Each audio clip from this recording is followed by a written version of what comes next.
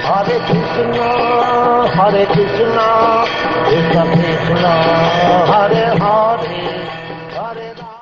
The self-effulgent Vaikuntha planets, by whose illumination alone all the illuminating planets within this material world give off reflected light, cannot be reached by those who are not merciful to other living entities.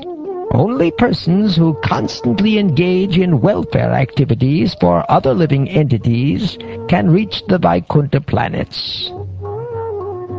Persons who are peaceful, equipoised, cleansed and purified, and who know the art of pleasing all other living entities, keep friendship only with devotees of the Lord.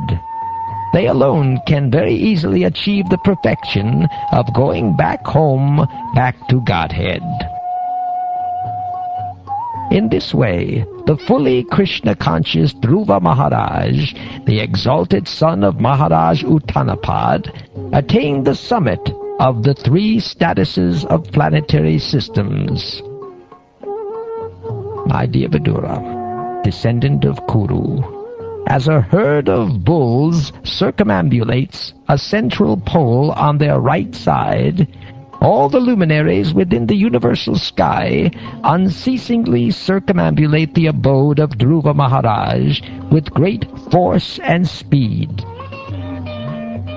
After observing the glories of Dhruva Maharaj, the great sage Narad, playing his veena, went to the sacrificial arena of the Prachetas, and very happily chanted the following three verses.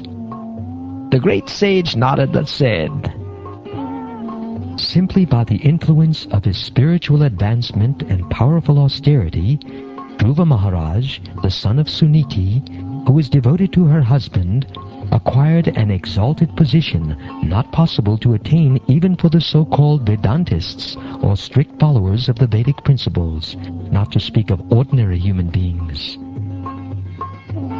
Just see how Dhruva Maharaj, aggrieved at the harsh words of his stepmother, went to the forest at the age of only 5 years, and under my direction underwent austerity. Although the Supreme Personality of Godhead is unconquerable, Dhruva Maharaj defeated him with the specific qualifications possessed by the Lord's devotees. Dhruva Maharaj attained an exalted position at the age of only 5 or 6 years, after undergoing austerity for 6 months. Alas, a great Kshatriya cannot achieve such a position even after undergoing austerities for many, many years.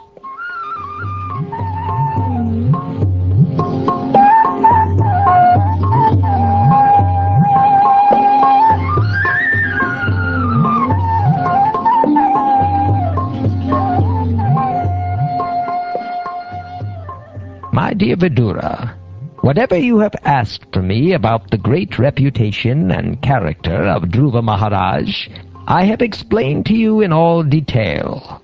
Great saintly persons and devotees very much like to hear about Dhruva Maharaj. By hearing the narration of Dhruva Maharaj, one can fulfill desires for wealth, reputation, and increased duration of life. It is so auspicious that one can even go to a heavenly planet or attain Dhruva Loka, which was achieved by Dhruva Maharaj just by hearing about him. The demigods also become pleased because this narration is so glorious and it is so powerful that it can counteract all the results of one's sinful actions. Anyone who hears the narration of Dhruva Maharaj and who repeatedly tries with faith and devotion to understand his pure character attains the pure devotional platform and executes pure devotional service. By such activities, one can diminish the threefold miserable conditions of material life. Anyone who hears this narration of Dhruva Maharaj acquires exalted qualities like him. For anyone who desires greatness prowess or influence, here is the process by which to acquire them. And for thoughtful men who want adoration, here is the proper means.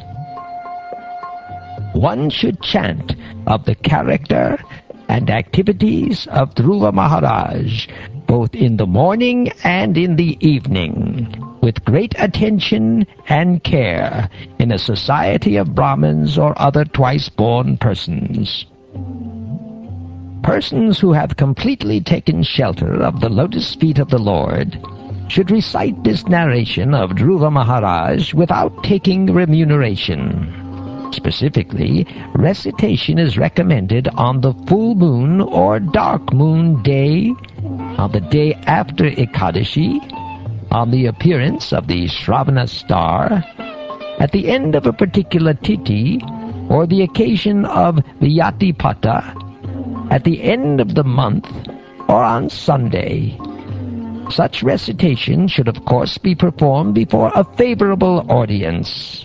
When recitation is performed in this way, without professional motive, the reciter and audience become perfect. The narration of Dhruva Maharaj is sufficient for the attainment of immortality. Persons unaware of the absolute truth can be led to the path of truth. Those who, out of transcendental kindness, take on the responsibility of becoming master protectors of the poor living entities automatically gain the interest and blessings of the demigods. The transcendental activities of Dhruva Maharaj are well known all over the world, and they are very pure. In childhood, Dhruva Maharaj rejected all kinds of toys and playthings, left the protection of his mother, and seriously took shelter of the Supreme Personality of Godhead, Vishnu. My dear Vidura, I therefore conclude this narration, for I have described to you all its details.